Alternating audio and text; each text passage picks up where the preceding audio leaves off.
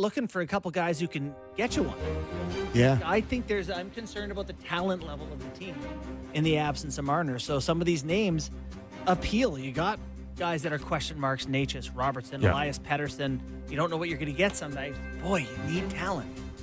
Gotta have talent. And it's short around the league. Like the players that you're talking about. 32 teams. It's getting harder to find them. Very much so.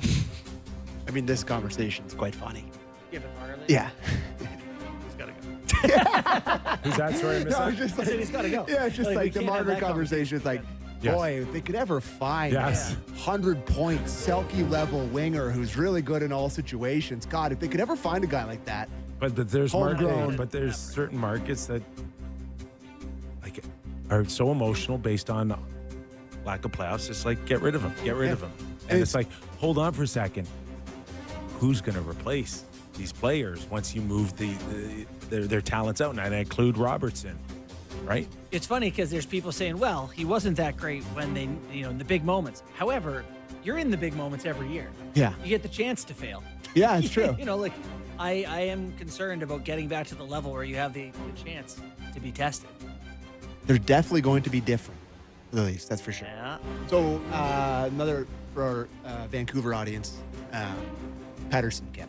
Yeah.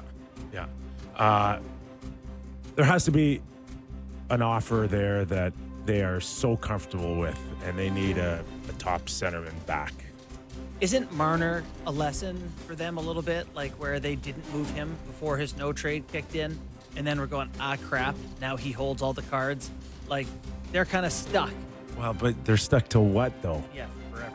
Okay, but forever might be good if he becomes a 100-point guy that he's supposed to be. Oh, forever's not Right? that long. But if he's not happy. You didn't get stuck with Marner. You ran out of years. He's leaving. You don't want him to leave. Like Right, but they you would lost welcome. control of the situation where at least now, if you think Pettersson's not going to become a 100-point guy, if you think he's a 75-point guy. Wow. Then you know what? Do you think Tocchet was just flat wrong about him?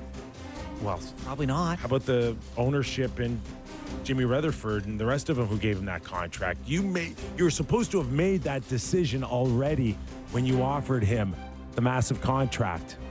Like that ship sailed. Some cost fallacy? What's the Right? If he's not good enough or doesn't want to do it. But if it's one thing to say that, but then go make the trade that you think will make you better.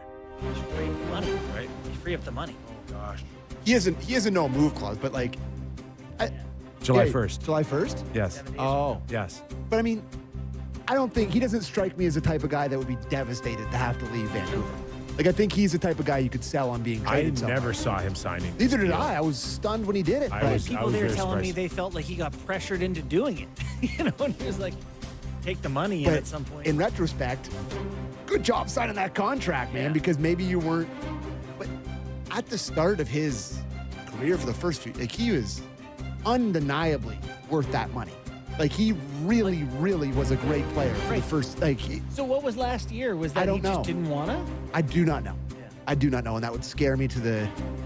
I don't think he'd be that type of guy. Even if you went past July 1st with him, he doesn't strike me as the guy that says, I don't want to go anywhere. Like if it continued to go down the path where he's not happy, the team's not happy, and the fan base is screaming, he strikes me as a guy that'll work with the organization to say, okay, just find me a spot here. I don't think You it's. don't think they should? I don't think they should trade him unless they feel like they're getting the right deal that fun- could yeah. cover their ass if he turns around and becomes a Yeah. 100-point guy again. It's funny because, like, reading a lot of the reports these days, it's like there is a lot of buyers. A lot of teams want to take that step. Chicago's ready. San Jose wants to get better. Anaheim wants to get better. Toronto's trying to buy. Columbus, I hear, is ready to blow their Carolina, brains Dallas, Vegas. Are they? I'm sure they are. out. Yes. Our boy Donnie, is he going to There get a is new jersey so for many us? teams that are like, we want the talent we're talking about here. Yeah. They're sitting on Elias Pettersson. You're right. You would have to say, okay, Yes. everyone gets tomorrow at noon. Email me your offer. We'll see if anyone wins.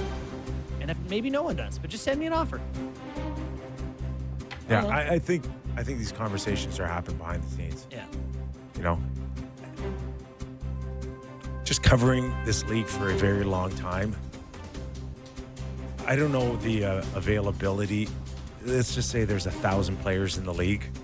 How many are available with the right combination? Like, is it 75% of the league, 80% of the league, I would 85% of the available, league? yeah. Available Yeah, for yeah. trade, Yeah. right? Yeah, you make the right offer, you can get almost anyone. I can't ever recall hearing so many names where it's like, yeah, we'll move him if it's the right deal. Well, Kip. And other years, it's been like, no, we're not. I mean, that guy's untouchable. I mean, do you think we could put together a list of 100 untouchable players? I doubt it. I doubt we could.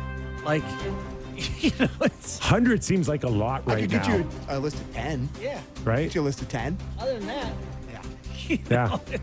And I love that. See, this is why the flat cap has been so frustrating.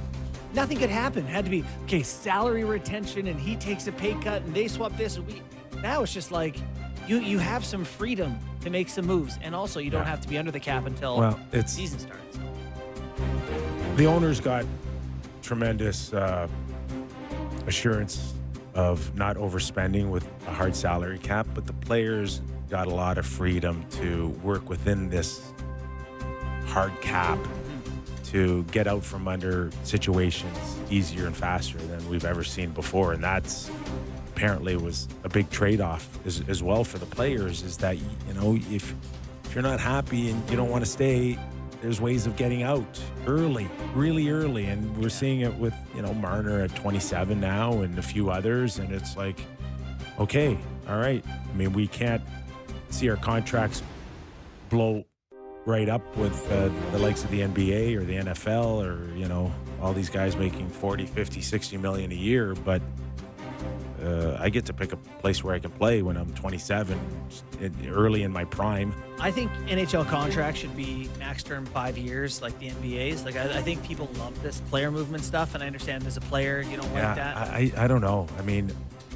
I don't know. Like, why would I ever buy a jersey of a player? Because I think people love this stuff as much, if not more. I think this. Are Leaf fans loving this? Oilers. No, Kip, I say Oilers that. got 6 you or make 7. A really good point. Oilers got 6 or 7. They're now having to deal with Connor McDavid being 12 months away. 12 months away from walking out for nothing. Tell me how much Oiler fans are enjoying this right now. Right. And you know what, though? I think you've changed my mind with just that comment alone. Like, you should be able to think you're a guy. Yes. That's good. And I don't know. I don't know if it's really a good thing or not. All this movement, all this shuffling, and, I mean, Mitch Marner, if he was to sign a 2-year deal at $30 million, like, and then potentially walk out